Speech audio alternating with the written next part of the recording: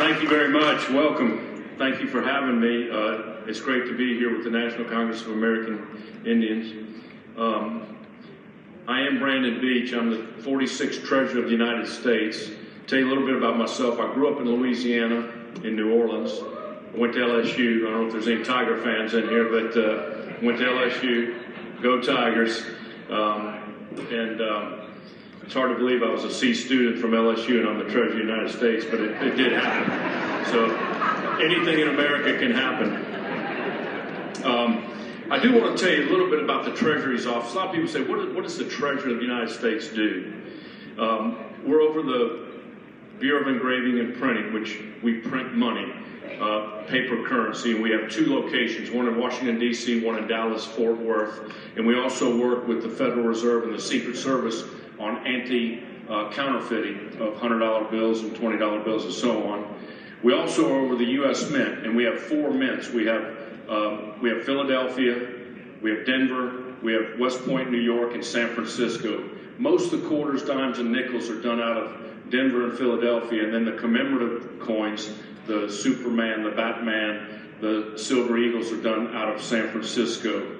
Then we're over Fort Knox, and then obviously we're over the Office of Tribal Affairs. And I want to thank my team. I don't know if y'all dealt with Fatima, Jen, and James, and then Anthony. Thank y'all for what they do. They do a great job. And I'm also working very closely with Interior Billy Kirkland. He just got confirmed last month. And Billy and I happen to know each other because of our past. I was in the state Senate in Georgia for 7 terms, and he actually ran my campaigns. So I've known Billy a long time, so we have a really great relationship. I also want to talk to you a little bit about President Trump and his agenda, his America First agenda. And let me tell you, I was in the Oval Office with him not long ago, and I heard him say 3 times he wants to create a golden age economy. And that includes you folks here in this room. Y'all provided 68% of the vote for President Trump, and he's very grateful for that. And I can tell you, being on the campaign trail, I ran his PAC for Georgia. I got to know him pretty well, and I can tell you that it was very evident quickly that he loves his country, he loves his family, he loves and respects law enforcement and the military, but what he really loves is capitalism.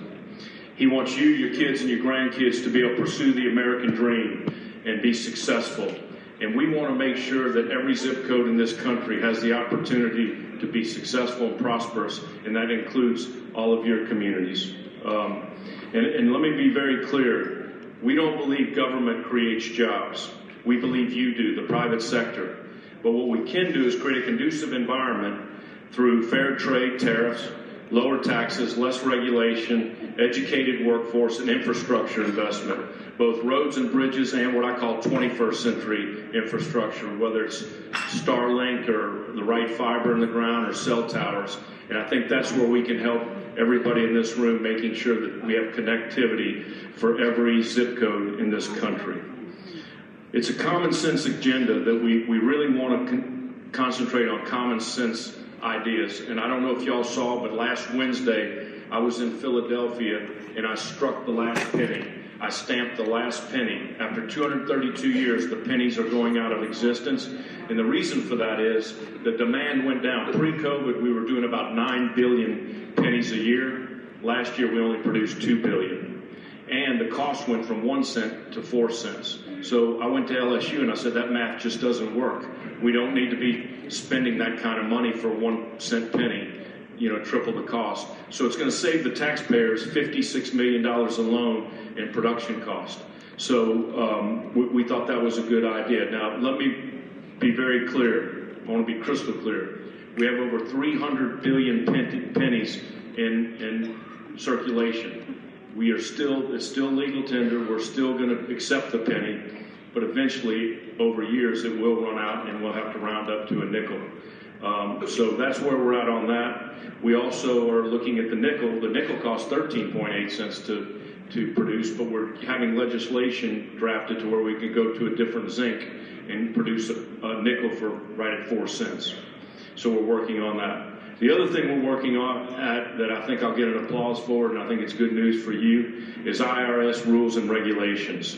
We're going to make some changes there. We're going to be more friendly when it comes to rules and regulations. I'll give you one example, the general welfare exclusion. We're getting the government out of micromanaging tribal general welfare. I've heard from dozens of tribes in the IRS. I've heard from a dozen tribes that the IRS aggressively audits tribes for and is really questioning y'all's culture decisions, and we're going to stop that. So I just want to let you know that. So we think you can determine your welfare better than Washington, D.C., so we're going to go for that. The other thing we're going to look at is the tax status of tribal chartered corporations.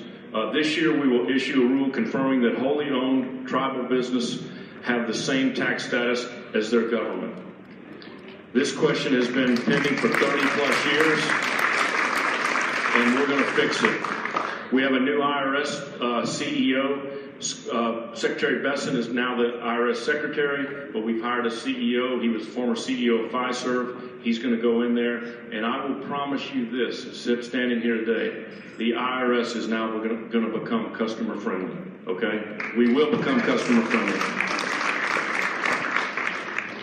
The other issue that I want to talk to you about is the Corporate Transparency Act. Treasury is committed to reducing burdens on business. Under the Biden administration, all businesses, including these chartered under the tribal law, had to report their ownership information to the Treasury Department. Criminal penalties would have been assessed for non-compliance. Our new Corporate Transparency rule removes that requirement for all domestic businesses, so tribal entities no longer have to worry about Uncle Sam and your business. That's big.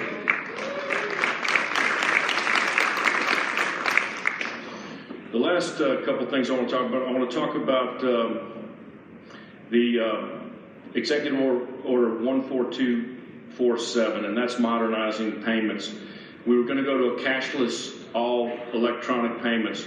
We're reviewing this, and we have requested an exemption for Native American tribes. We do not have it yet, but we have requested that because we've heard from you, okay? And then I want to tell you this, a couple other things that are going to be going on next year. I'm really excited about next year. It's our 250-year celebration of the birth of our country, and it's going to be a great year for America. We're going to talk about American exceptionalism. We're going to talk about American pride. We're going to talk about American spirit. You already see commercials that Ford and General Motors are running saying American manufactured, American made, American pride. And we want to bring that back to America and make sure we're talking about what a great country we have to live here. You know, I've got a friend of mine from Louisiana, and I want to just tell you this story. This only happens in America. He wanted to open up a restaurant, and he couldn't get a loan from a bank. And so he went and worked on the oil rigs for 2 years, worked time and a half and double time, saved his money, saved $40,000, opened up a chicken chain called Raising Cane's, and now he's worth $22 billion.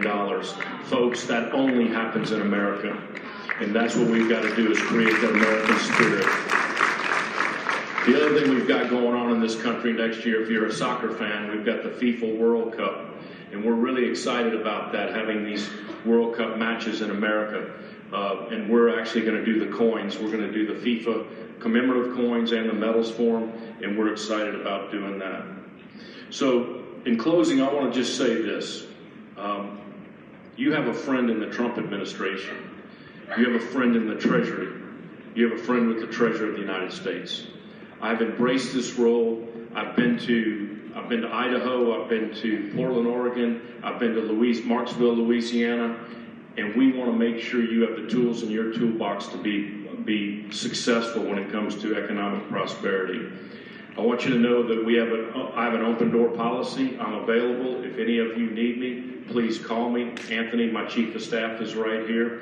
Our next TTAC meeting, we had to reschedule it because of the government shutdown. Our next TTAC meeting will be December 15th at the Treasury building. And again, I want to just close with this. You have a friend in the Trump administration. We want to continue this working relationship to secure economic prosperity for the Native American community. God bless you, and God bless America. Thank you.